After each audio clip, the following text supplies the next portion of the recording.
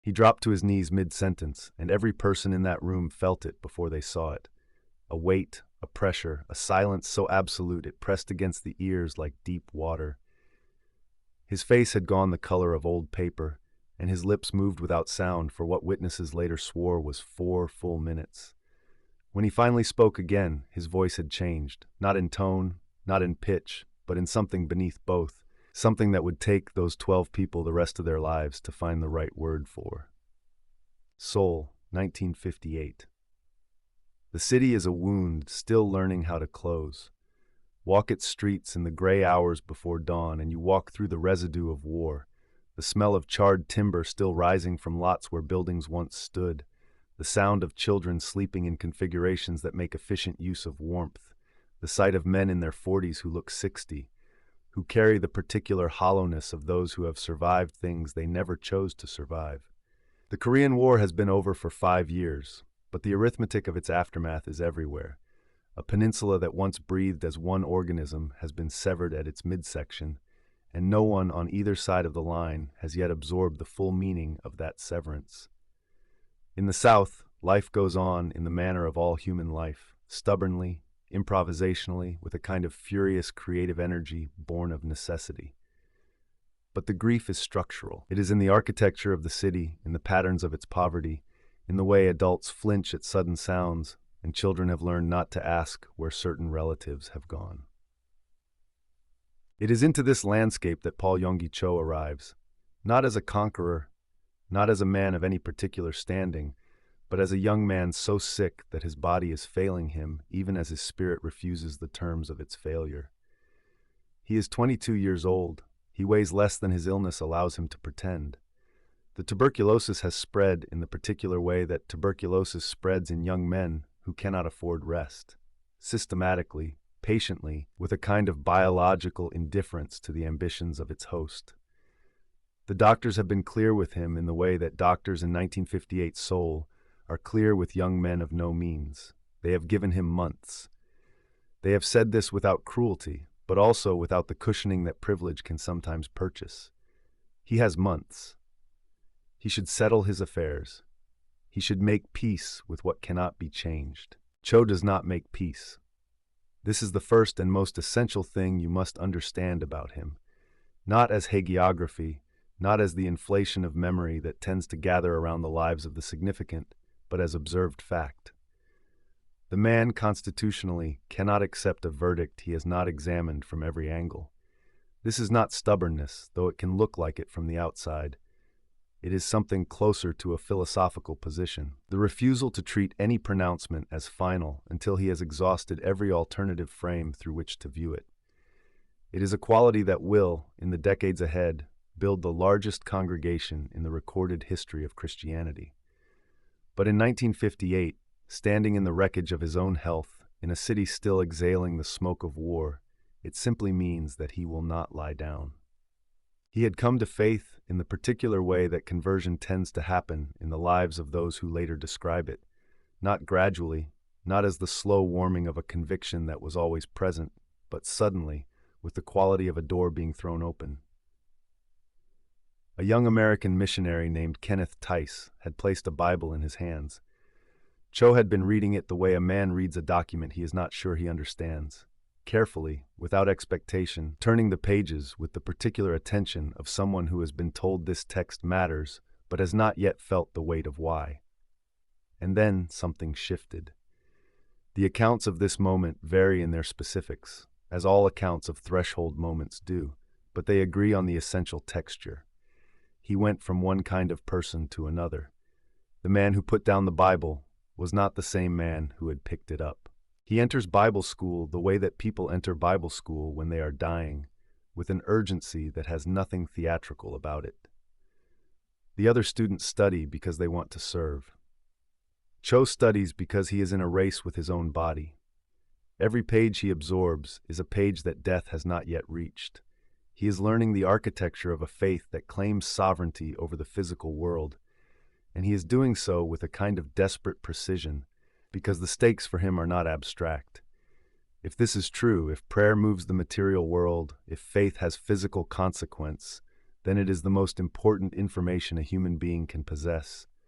If it is not true, then he is a young man with tuberculosis who has wasted his final months on beautiful fiction. There is no comfortable middle ground available to him. He does not have the luxury of a faith that is merely cultural, merely conventional, merely inherited. His faith must work or he will die. He preaches his first sermons in a tent. This is worth pausing on, not as metaphor, not as the kind of origin detail that gets polished and displayed in retrospective accounts, but as literal, material fact. A tent, canvas held up by poles driven into ground that is cold 6 months of the year. The congregation, in those first gatherings, is sometimes his mother-in-law, sometimes 2 or 3 others who have wandered in from the surrounding poverty, with the particular receptiveness of people who have nothing to lose by listening. He preaches to them with the full force of a man who believes every word he is saying. This is a quality that cannot be performed convincingly for long. Either you believe it or you do not, and the people who hear you know the difference before you do. The small congregation feels the difference. They come back. The tent is not comfortable. In winter it is brutally cold, the kind of cold that Seoul produces in January that makes the body feel it is being squeezed from the outside, that makes breath visible and fingers ache and the simple act of sitting still a minor act of endurance. In summer it is stifling, the canvas holding the heat in the particular way that canvas does, efficiently, indiscriminately, democratically. But the people come. They come because something is happening in that tent that is not happening in the comfortable places. They come because the young man at the front of the tent, the one who looks like he should be in a hospital bed, speaks as though he has access to information that the rest of the world has not yet received. They come because in a city full of grief, there is something in that canvas space that feels, and this is the word that keeps appearing in the accounts of those early years, alive. His body is betraying him throughout all of this. The tuberculosis does not pause for the demands of ministry. He is preaching on days when standing is an act of will, when his lungs feel like wet cloth, when the simple act of projecting his voice across a canvas tent requires a physical expenditure that he cannot afford. Those who know him in these years describe a man engaged in a private, daily negotiation with his own body, coaxing it, commanding it, addressing it the way he addresses his congregation, with authority and expectation. This is not performance. This is a theological position made physical. If the body is subject to the sovereignty of faith, then he will live that sovereignty out in real time, in the real conditions of a failing body, and see what happens. What happens is that he does not die. This is the plain, documented fact that cannot be explained away by the frameworks available to conventional medicine. The man given months, lives years. The man whose lungs were mapped by a physician in 1958 as a landscape of damage and diminishment stands before 10,000 people in 1960, before 50,000 in 1970, before hundreds of thousands in the decades that follow. The physician's map turns out to be wrong, or something has redrawn it. The medical community, to its credit, does not universally resist this mystery. Some of his doctors, examining him years later, find themselves in the uncomfortable position of looking at results that do not correspond to their earlier findings and having no language adequate to the gap. They are trained to describe. They are not trained for this. But all of this, the tent, the tuberculosis, the physical recovery, the gathering congregation, all of this is prelude. All of this is the slow, atmospheric movement of a documentary that is building toward a specific night. A night in the late 1950s that those who were present will carry in their bodies, not just their memories, for the rest of their lives.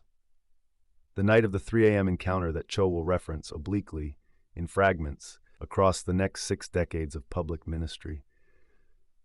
Always stopping short of the full account, always finding a reason to pull back from the precipice of complete description, leaving those closest to him with the sense that what he saw that night exists in a category that language has not yet evolved to address. The 12 people in the room that night are not randomly assembled.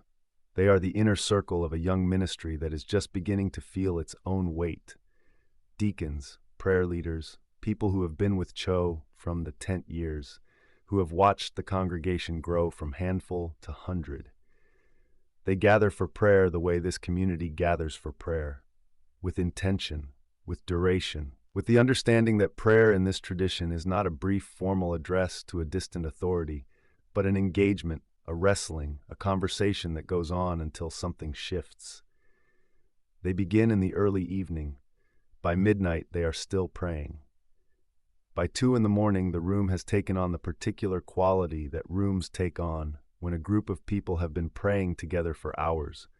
A density, a stillness within the sound of prayer, a sense that the ordinary atmosphere of the space has been displaced by something that does not have a name in physics. Cho is leading them.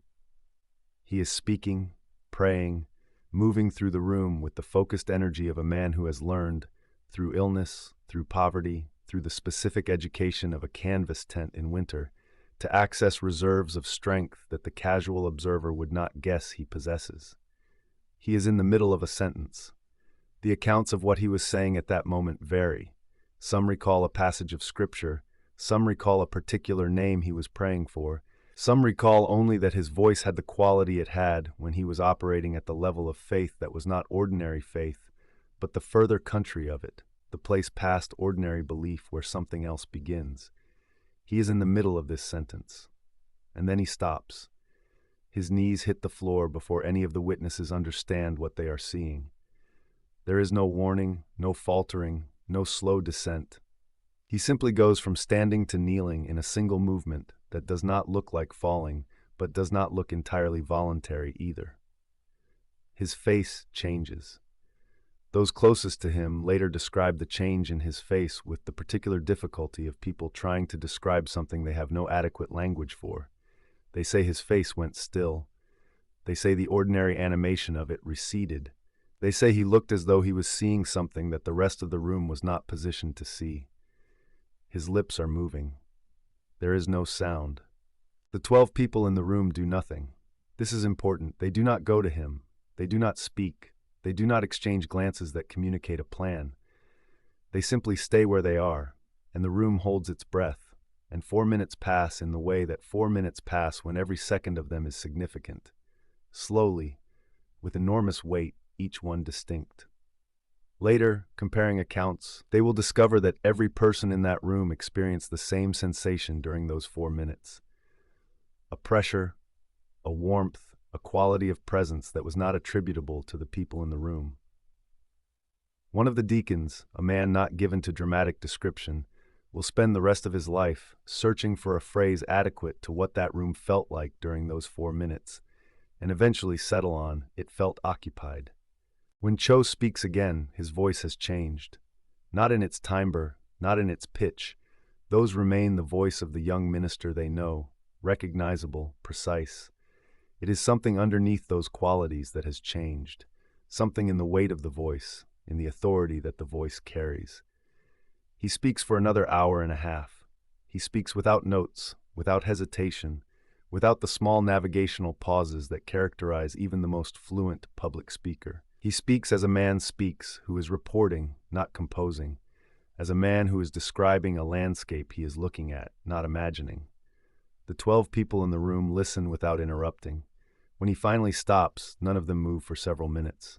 Then slowly, they begin to ask questions. He answers some of them. He does not answer others. The ones he does not answer, the 12 will later recognize, are consistently the questions that press toward the specific visual content of those 4 minutes. What did you see? What was it like? Can you describe it? To these questions he gives responses that are not evasions, but are also not complete. He says it is not something that translates easily. He says there are forms of seeing that do not reduce to description. He says, I will tell you what it means. I cannot tell you fully what it was. And then he tells them what it means, and what it means reshapes the trajectory of a ministry that will eventually touch the lives of hundreds of millions of people across the surface of the earth. This is the pattern that will hold for the next 60 years. Cho will preach to millions. He will write dozens of books. He will give thousands of interviews. He will be questioned by theologians, skeptics, journalists, academics, admirers, and critics. He will speak about prayer with a precision and a depth that suggests someone who has navigated its interior geography in extraordinary detail. He will talk about the Holy Spirit with the familiarity of someone who has met a person they know well. He will describe healing, redemption, transformation. He will describe them not as doctrines, but as events, as things that have physical coordinates that happened at specific times and specific places to specific people. He is a fundamentally empirical narrator of the supernatural. And yet, the 3 a.m. encounter remains only partially told. Across 60 years of extraordinary verbal productivity, across millions of words preached and written and spoken in interview, the full account of what happened in that room, to that specific interior geography of those 4 silent minutes, is never given. Those who are close to him notice this. Those who have read everything he has written and listened to everything he has recorded begin to understand that the omission is not accidental.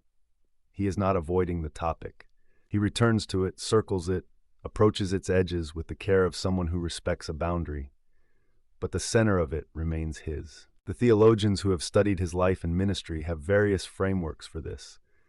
Some speak of the ineffability of mystical experience, the well-documented phenomenon, consistent across traditions and centuries, in which a person at the boundary of the transcendent finds that the ordinary cognitive and linguistic architecture simply does not extend to what they have encountered. The vocabulary runs out.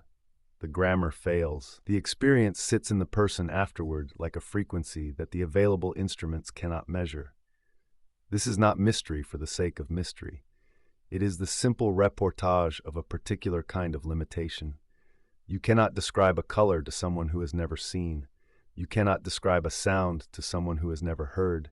You cannot describe, and here is where the theological tradition across every culture converges in its humility, certain encounters with that which is beyond the ordinary. Others among those who study him are more specific. They point to particular passages in his later writing where he appears to approach the edge of description, where he speaks of light that is not light as the physical world understands light, of presence that is not presence as the body registers presence, of a communication that takes place at a level beneath language, and which language can only approximate the way a photograph of a sunset approximates the experience of standing in one. These passages, his students note, have a different quality than his other writing. They are slower, more careful, more qualified. He is choosing words the way a man chooses footing on uncertain terrain, testing each one before committing his weight. The congregation that grows from that tent in 1958 becomes, by the time of his death, the largest church in the history of Christianity. The Yoido Full Gospel Church in Seoul will house hundreds of thousands of members. It will spawn daughter churches across the globe.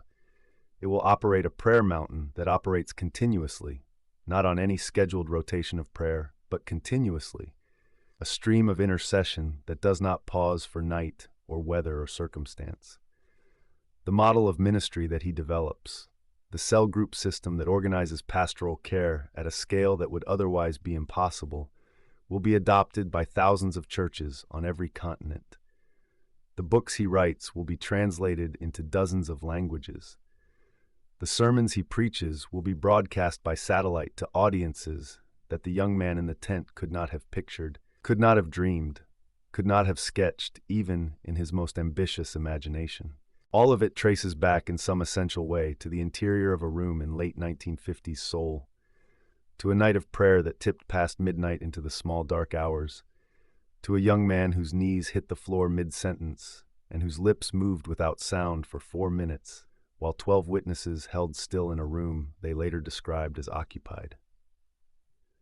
Whatever he saw in those 4 minutes, whatever he encountered, whatever was communicated to him in a register beneath language, it became the engine of everything that followed. Not as metaphor, not as the inspiring origin story that all movements require for their mythology, as actual mechanism, as the specific fuel source from which an extraordinary life drew its extraordinary energy. Those who were in that room are mostly gone now. The deacon who spent decades looking for language adequate to what he felt during those 4 minutes died without finding it to his satisfaction.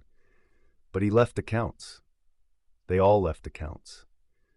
They left them in diaries, in interviews given late in their lives, in conversations recorded by the children and grandchildren who understood that they were sitting in the presence of witnesses to something that required recording. The accounts, taken together and laid side by side, have the quality of the accounts of all great witnessed events. They diverge on specifics, they converge on essentials, and the convergence is on the things that cannot be easily explained or easily dismissed. Something happened in that room. Something happened to that young man in those 4 minutes. Something was communicated or received or encountered that changed the interior constitution of a person who would go on to change the interior constitution of millions. The world felt it downstream, in the sermons, in the ministry, in the particular quality of faith that he transmitted to those around him, which they transmitted further, which traveled outward from a canvas tent in post-war Seoul to every corner of the inhabited earth.